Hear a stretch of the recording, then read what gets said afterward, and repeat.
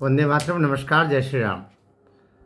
किसी के लिए थोड़ा अलग कानून, किसी के लिए थोड़ा अलग कानून, इसीलिए तो ये धारणा बन जाती है कभी कभी कि ये संविधान, ये कानून, ये प्रजातंत्र, ये लोकतंत्र, ये चुनाव और प्रकारांतर से ये सब कुछ कुछ खास लोगों की मुट्ठी में क्यों है। सवाल ये आता है। अभी आशाराम बापू, यद्यपि आशाराम बापू भी कोई छोटा इंसान भी नहीं था, लेकिन उनके लिए मैं उनके शब्द भी बोल रहा हूँ और सोच समझ के बोल रहा हूँ। हो सकता मैं कोई वहाँ का न्यायाधीश नहीं था, ना उसका इन्वेस्टिगेशन के समय हमने देखा, लेकिन जो बड़ी चीज़ें दो एक साथ दिखाई दे रही, उसको लेकर के मैं इस वीडियो में बात कर रहा हूँ। कुछ लोगों को अटपटा लगेगा, आप आशाराम बापू को सपोर्ट क्यों करो? सपोर्ट करने का तो समय ही निकल गया, सपोर्ट करने की बात तो है ही नहीं। सोनिया गांधी की सरकार थी, उस दौरान यह एक्ट आया, पॉक्सो एक्ट, और जिसके तहत किसी ने 18 वर्ष से कम उम्र की बालिका या बालक के साथ में कोई गलत भाव से कुछ क्रिया की या उसको उसके साथ में कुछ ऐसा व्यवहार हुआ, व्यवहार और फिर दुराचार, दोनों दोनों उस एक्ट के अंतर्गत आते हैं। ये एक्ट इतना खतरनाक बनाया कि किसी को भी कभी भी बर्बाद किया जा सकता है, और ये बनाने वाले बना करके निकल गए। ये बात अलग है कि 11 वर्ष हो गए, नरेंद्र मोदी जी से भी ये अपेक्षा थी कि इसके तहत जो कहीं ऐसे लोगों को भी, कई लोगों को बर्बाद कर दिया गया होगा जिनका शायद कोई वैसा दोष रहा नहीं होगा। किसी भी देश में ऐसे कानून जो जांच से पहले गिरफ्तारी की अनुमति देते हैं, चाहे वो एट्रोसिटी एक्ट हो, या फिर वो दहेज प्रताड़ना के एक्ट हो, या फिर वो पॉक्सो एक्ट हो, जो आपको इतनी शक्तियां दे देता है कि इन शक्तियों का दुरुपयोग फिर कोई भी कर सकता है। वहाँ ऐसे कानून किसी भी राष्ट्र के लिए भी परेशानी के कारण बनते हैं।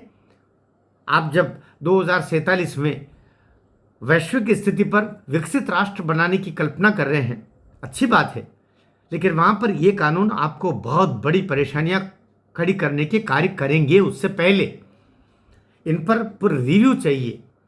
मैं अभी मुक्तेश्वरानंद को गिरफ्तारी से पहले जो रोक लगी, वो रोक अप्रत्यक्ष लगी है, लेकिन गली इसी एक्ट में से निकाली।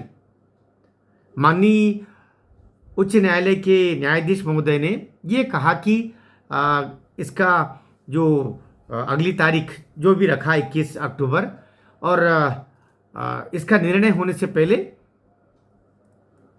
इस पर उनकी गिरफ्तारी पर रोक रहेगी। अब तक ऐसा नहीं था, क्योंकि खास तौर से हम तुलना कर रहे हैं आशाराम बापू, अभी मुक्तेश्वरानंद।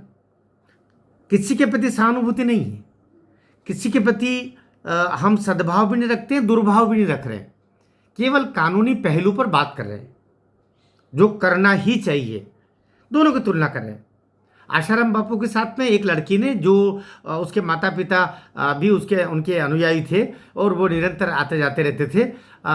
प्रकारांतर से कभी उस लड़की ने ये आरोप लगाया, बहुत बाद में ये आरोप लगाया, तथाकथित घटना के घटित होने के बाद में, जिसको अगर घटना घटित हुई हो तो भी, कि मेरे साथ में इस तरह मुझे कमरे में बुलाया और मेरे साथ में इस तरीके से हाथ लगाया वगैरह वगैरह। और ये बात भी वो एफआईआर में पुलिस के पास में, दिल्ली पुलिस के पास में जाकर के और ये शिकायत दर्ज करवाई। ठीक है, लड़की ने, जो काफ़ी लगभग बालिग की अवस्था पर थी, लगभग शब्द बोल रहा हूँ मैं, और वो वहाँ पर उसने एफआईआर दर्ज करवाई। और इधर आशाराम बापू जो इंदौर में उनके आश्रम में थे वगैरह वगैरह, और धरपकड़ अभियान और ये सब काम हो गया, केवल एफआईआर। ठीक है, यहाँ पर हम बात कर रहे हैं वही एक्ट है। अभी मुक्तेश्वरानंद के खिलाफ कोर्ट में सारी चीज लेके गए।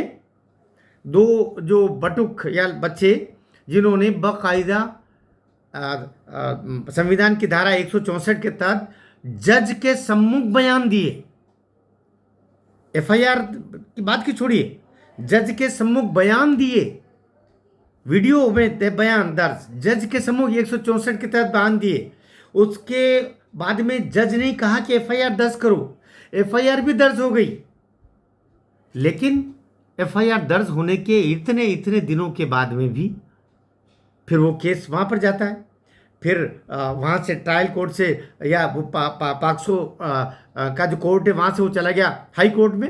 इनको हाई कोर्ट जाने का भी पूरा अवसर दिया गया, हाई कोर्ट में भी पूरा वहाँ पर उनकी बहस सुनाई बाई सब हो गया।